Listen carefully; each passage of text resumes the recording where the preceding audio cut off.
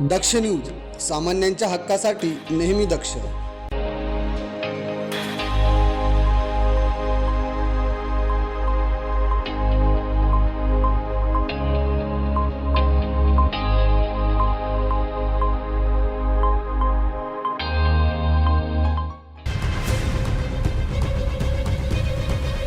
Nashik road येथील जयराम रुग्णालयात परिचारिका नर्स म्हणून कार्यरत असलेल्या 22 वर्षीय तरुणीने शनिवारी दुपारच्या सुमारास रुग्णालयाच्या निवासस्थानी गळफास घेऊन आत्महत्या केल्याची धक्कादायक घटना उघडकीस आली आहे. या घटनेने एकच खळबळ उडाली आहे. तन्वी नाना भदाणे असं या तरुणीचं नाव असून गेल्या 1.5 वर्षांपासून नाशिक रोड येथील जयराम हॉस्पिटलमध्ये ती परिचारिका म्हणून कार्यरत होती. रुग्णालय प्रशासनाकडून वरच्या मजल्यावर परिचारिकांसाठी निवासाची व्यवस्था करण्यात आली आहे.